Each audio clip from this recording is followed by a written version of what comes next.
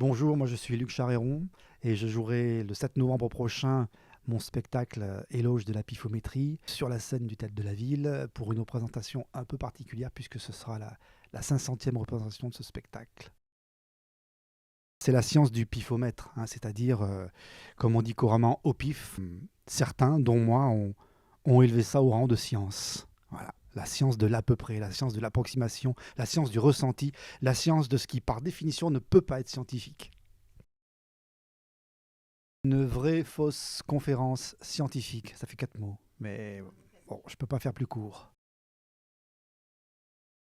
Bah, il se trouve que j'ai rencontré la pifométrie par hasard, en fait, sur une navigation Internet il y a, il y a pas encore 20 ans, mais bientôt. Voilà, je n'ai pas moi-même inventé la pifométrie, c'est quelque chose qui existait avant. Simplement, peut-être que je suis le premier ou le seul à en avoir fait oui, une conférence. Non, au départ, il y a une curiosité, voilà, pour quelque chose que je ne connaissais pas. Je suis tombé là-dessus par hasard, ça m'a fait rire. Donc je me suis dit, tiens, est-ce que ça ferait rire également quelques amis?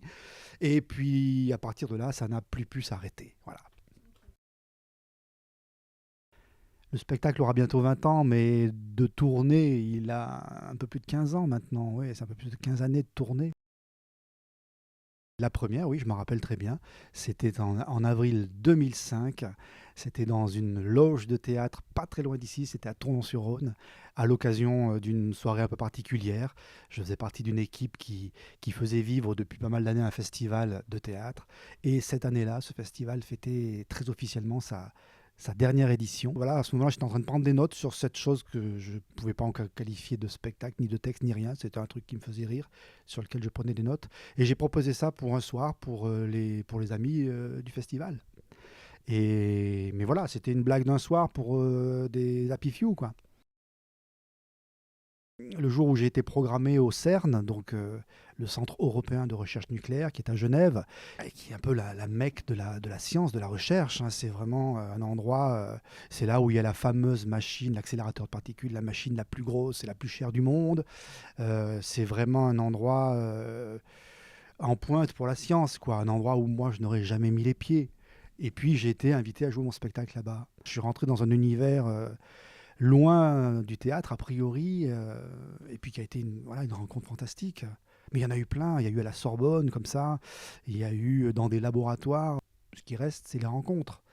C'est pas tant les machines ou que les salles, c'est les rencontres avec les gens. Et ce spectacle, vraiment, pour le coup, m'a ouvert des horizons bien plus larges que ceux du théâtre où j'ai l'habitude de naviguer.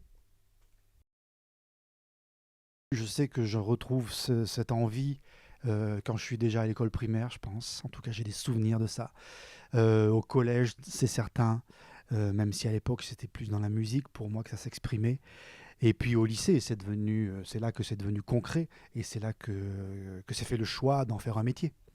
Mais l'envie de ça, je crois qu'elle est, ouais, elle est vraiment lointaine. En tous les cas, elle remonte à l'enfance, ça c'est sûr. J'ai fait pas mal de radio, j'en fais toujours de la radio.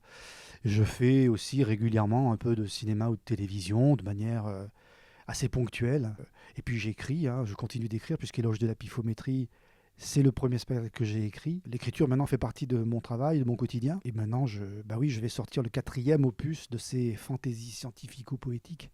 Éloge de la pifométrie étant la première. Et va arriver donc le Triomphe de l'enclume, que j'aurai le plaisir de lire le lendemain de la 500e à la médiathèque François Mitterrand à Valence. En accès libre, je crois, donc que tout le monde vienne, que la fête continue.